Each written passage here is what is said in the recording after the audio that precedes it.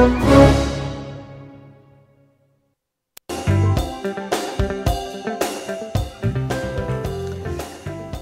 publication of an A to Z of amazing South African women tells the stories of 26 trailblazing South African women through accessible stories and illustrations that are as bright and bold as the women they depict. From Fatima Meer to Caster Semenya, Natalie du Toit to Dope St Jude, this is a book about women who ask too many questions, who defy injustice, who refuse to take no for an answer. To talk more about the book, we are joined from our parliamentary studios by the author, Ambre Nicolson. Ambre, thank you so much for joining us, and welcome to Morning Live. Thank you. So this is an amazing book. I've just been flipping through it now and reading the very short, lovely descriptions of these women. But it must have been quite a difficult job to narrow this down to 26 trailblazing women in South Africa. It was indeed. It was a wonderful and terrible problem to have. There were a couple of different criteria that we tried to go for, and that was to ensure, first of all, that the book was demographically representative of South Africa, but also that we had a good mix between historical and contemporary women. I think one of the other criteria that we used was really about whether these women had agency. Were they victims of their circumstance, or did they manage to transcend them? And all of the 26 women in this book certainly did that. Yeah. Let's have a look at some of the women that have gone and that have made such a major impact that you've represented here in this book. I mean, we talk about Kratoa, who is at the moment the talking point of South Africa, and thanks to a film that's been made about her. So I'm glad that you've highlighted her life as well. Lillian Ngoyi, Ruth First. These ladies, talk to us about them. So I think in the case of, the oldest woman that we have, for example, is Mrs. Place. So I don't think anybody can accuse us of ageism because the oldest lady is 2 million years old. Indeed. In fact, you have a skeleton representing her. We do, yes, indeed. We didn't know exactly what she looked like. So, but then tracing that lineage all the way through from to Eva Kratoa, and then on to the woman of the struggle, people who are actually at the head of the Women's March that we'll be celebrating later this week.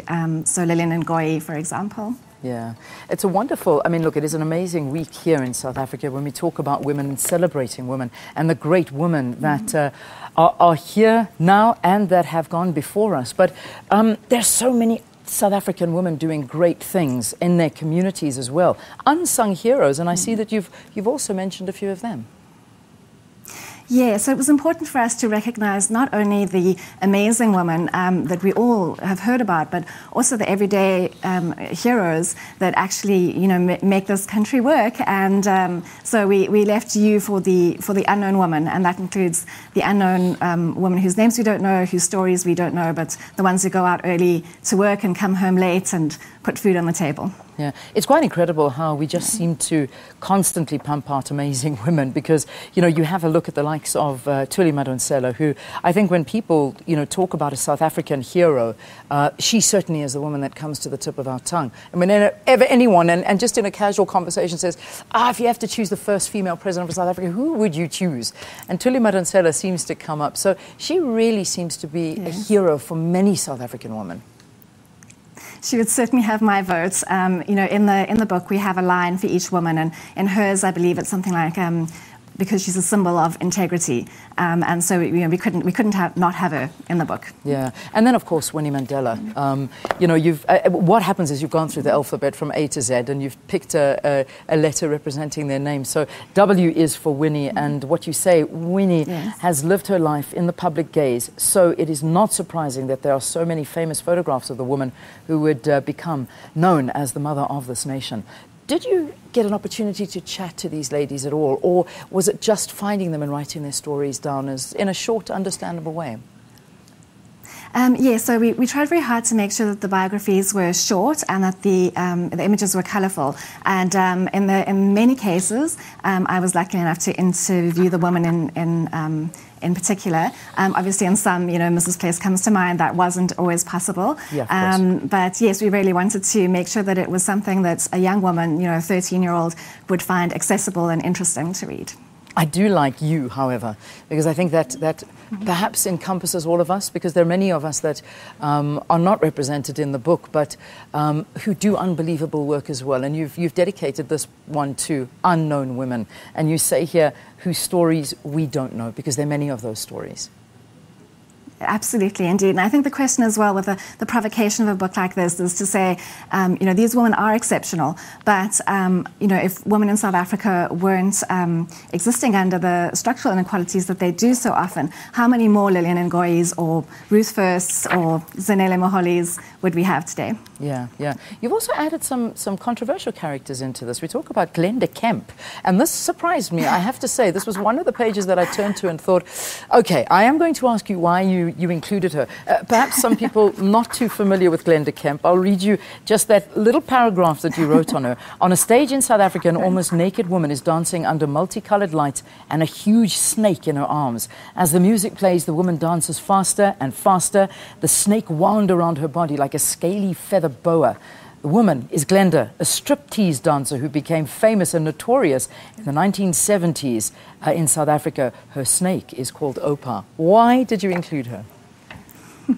So I think we wanted to make sure that we didn't just capture, staid and static portraits of women or the sort of the usual suspects. And in this case, Glenda, especially at the time in the 70s in South Africa, represented a certain kind of irreverence, and I think it was important to capture that. But I do hope that a lot of people disagree with us about the choices of the woman in this book, because obviously 26 women is such a tiny fraction of the women who deserve the title of Amazing South African Woman. So it would really make my day if somebody came up to me and said, I can't believe that you didn't put so-and-so in or left so-and-so out. I think those are the kind of conversations we should be having. Yeah, I've got a feeling when you get to M, if you ever have a second publication, Mkhosi Khoza is going to come up as one of those that is going to jostle for the position of M or K, because every year there just seems to be more and more women that are standing up for what they believe is right.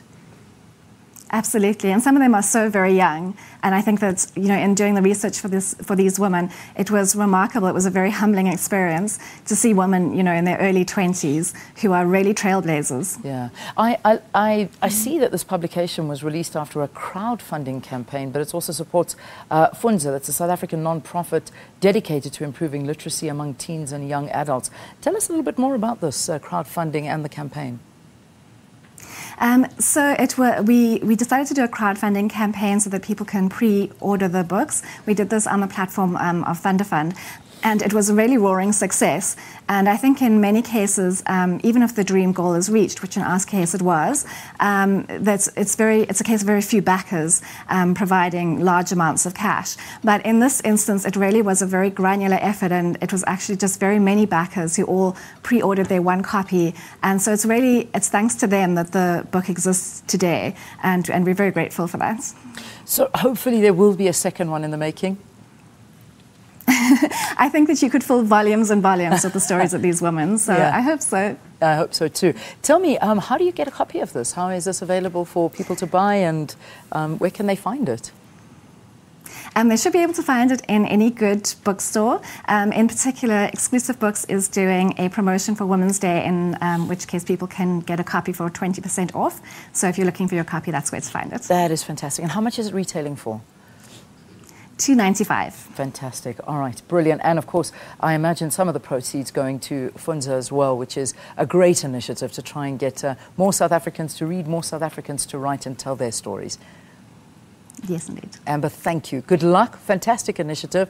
And I think it's only right that we celebrate amazing South African women in this month of Women's Month, and of course this week, which is a big week, celebrating women. It's National Women's Day on Wednesday. That's the 9th of August. And we will pay tribute to as many women as we possibly can during the course of this weekend month as well. Ambre Nicolson put together this book on wonderful South African women with their biographies. It's nice, it's short, it's easy to read, and you get to discover perhaps dynamic South African women that you've never heard of or know nothing about, and that's what's so nice about it. All right, let's take a break. We'll see you after this.